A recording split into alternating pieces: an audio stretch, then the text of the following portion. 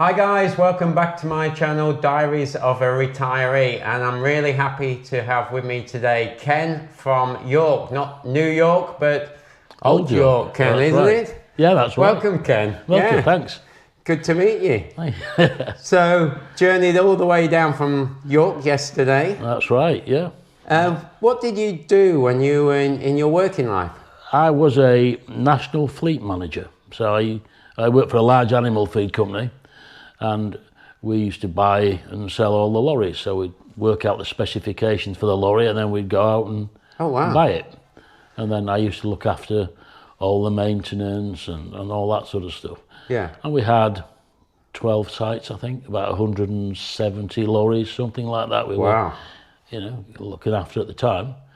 And that's what I used to do. That was my job. So it was busy.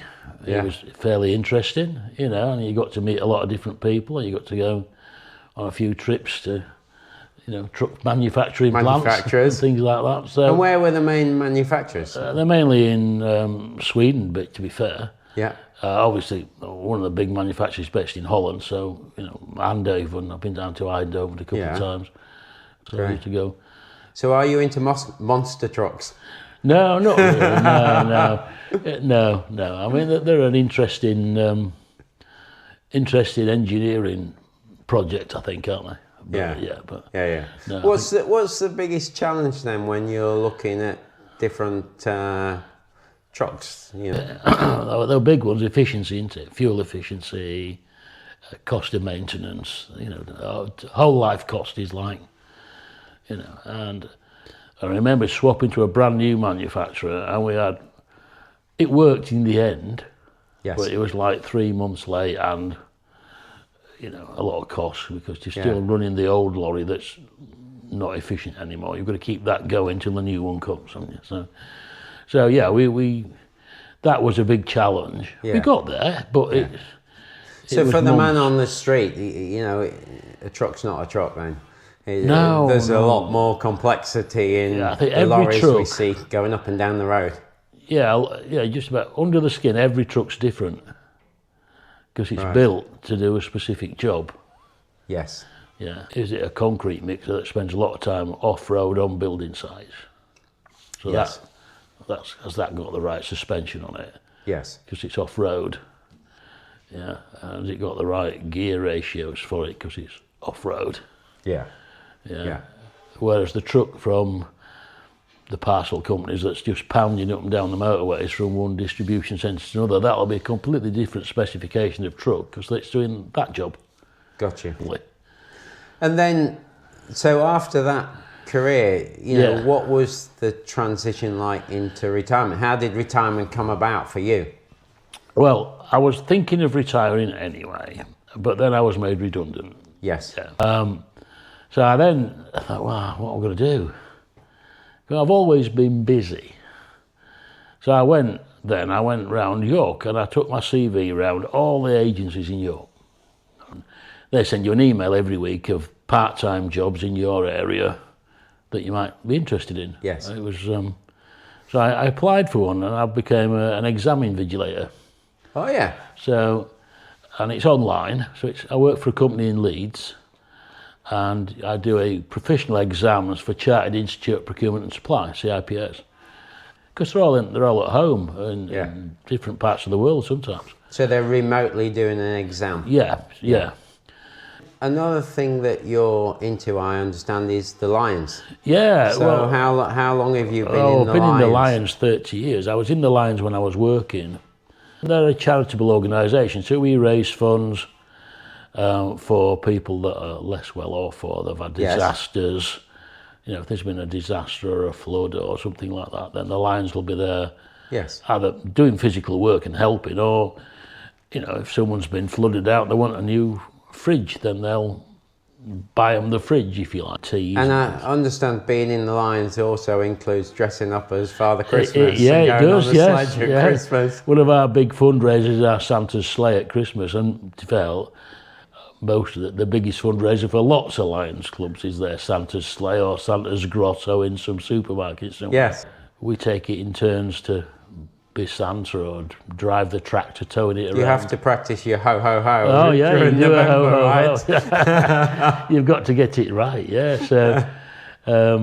So yeah, it's a big part of it really. So Lions is a big part, and we have an allotment, so that in this when it's warm and nice, that gets you out and about. Yeah. Yeah, and then just being able to go off for the day because you've got no ties. Now, unfortunately, I'm on dialysis now, so that takes up 3 days a week. So we do end up with a fairly packed diary because we've got to work round. Going for that, yeah. Round for that. So in retirement, so now with this dialysis you mentioned, I guess health is sort of top of your mind. It is, yeah. It does focus your mind really that you've got to stay healthy. And yeah, I'm on a transplant list, but who knows? That could be years. I think the average is, somebody told me, the average reg around York, where I live, is about 4 years. Yes. Do it for a transplant weight. Yeah. So yeah, you've just got to be careful of what you do, and the dialysis does restrict what we can do. Yeah. But we did have a holiday this year because I found this organisation through the hospital that you can have dialysis at various places dotted around the country now, so you don't have to just go to York. Yeah. And there's actually a company in Leicester that you can book holidays virtually anywhere in the world, and they will arrange the dialysis for you. Wow. Sometimes you have to pay for it. Yeah. It gives that flexibility. Yeah, more flexible. You can do that. Yeah. So yeah, there are even cruise ships where you can have dialysis on board. So, what advice would you give to people who are, coming towards retirement? Was there something? Did you have a plan yourself when you decided to retire, or it happened? Because it was a redundancy, it just happened, and you had 3 months to sort of like think about it. Yes.